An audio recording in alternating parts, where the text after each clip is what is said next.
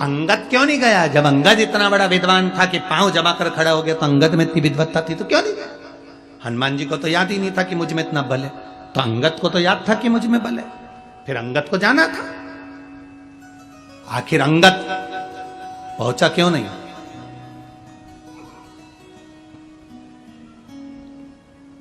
माता सीता का पता लगाने के लिए अंगद क्यों नहीं गया?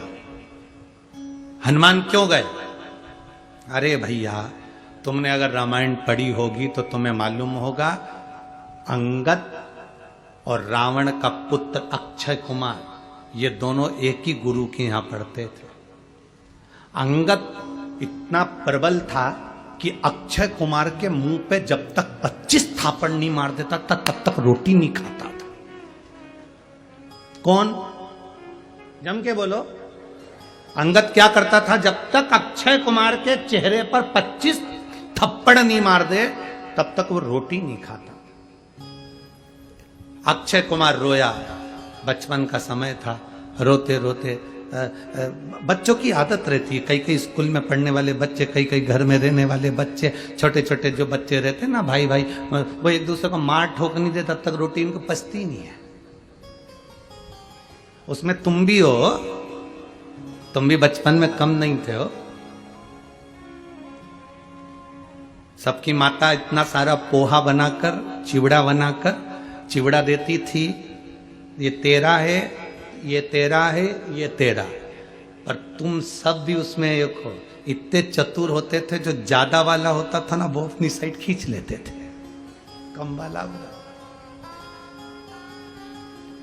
माँ चाय देती थी ना तो गिलास में नपती करते थे, कौन सा ज्यादा है, कौन सा कम है। अंगद का काम, अंगद बचपन में अक्षय कुमार को 2-3 थप्पड़ मार, 25 थप्पड़ मारे जब तक रोटी नहीं खा। एक दिन अक्षय कुमार रोते रोते अपने गुरु जी के पास गए, गुरुदेव गुरुदेव गुरुदेव,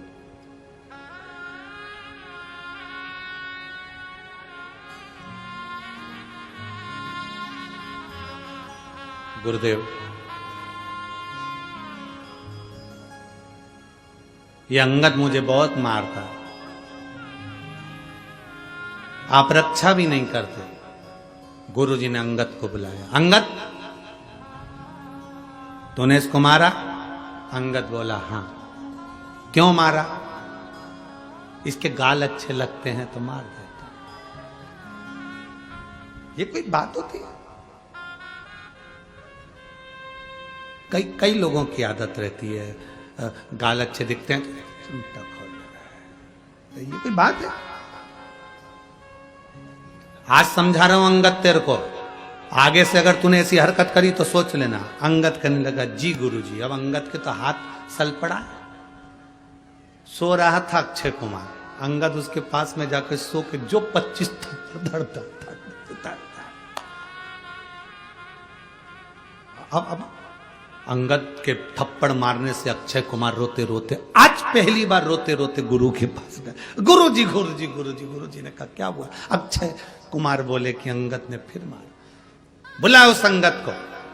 अंगद को रात्रि के समय पर बुलाकर गुरुजी ने कहा, अंगद श्राप देता हूं तुझको, अगर अब अक्षय कुमार के सामने भी पहुंच गया तो तू उसी समय पर मर जाएगा। शब्द सुनते सी अंगद के पिता अंगद को ले गए, अक्षय कुमार के पिता अक्षय कुमार को ले गए। रावण को यह मालूम था कि अंगद बानर अगर यहां लंका में पहुंच गया और मेरे बेटे अक्षय कुमार, इसलिए रावण ने किसको भेजा था सबसे पहले? अक्षय कुमार को, क्योंकि उसको नहीं मालूम था कि हनुमान जी आए। उसको तो लगा कि सबसे वीर अंगद आया है, अंगद आया होगा तो अक्षय कुमार के सामने आते से मर जाएगा। और यह बात जामवंत जानते थे, इसलिए जामवंत ने हनुमान जी को लंका में भेजा सीता जी का पता लगाने के लिए, पर अंगद को नहीं भेजा।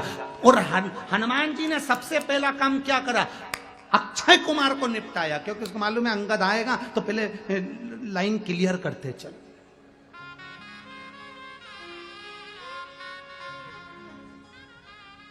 सबसे पहले हनुमान जी ने वहां पहुंचते सी, और रावण को मालूम था कि बंदर आया। इनको लगा कि बंदर में केवल एक अंगद ही आया होगा, बड़ा वीर है अंगद, अंगद आया होगा। अंगद आया होगा तो अक्षय कुमार को भेजा जाए, अक्षय कुमार के सामने मर जाएगा, निगाह पड़ेगी और मरेगा, क्योंकि श्राप है। गया अक्षय कुमार जैसे ही देखा तो वो अंगद तो नहीं था हनुमान जी ने पछीट पछीट के धो दिया। जो धोया वॉशिंग मशीन में जैसे कपड़े को धोते ऐसे।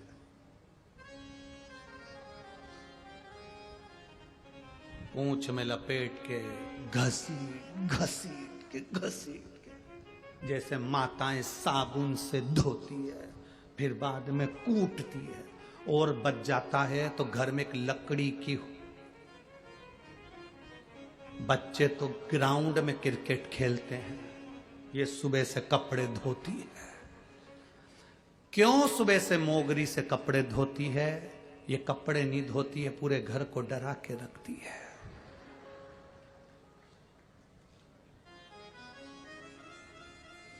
किसी ने हमसे पूछा एक बार कथा में, हम कहीं की कथा की बात नहीं कर रहे हैं, हम धूलिया की बात कर रहे हैं। धूलिया में एक प्रश्न किया किसी ने, गुरुजी पति और पत्नी में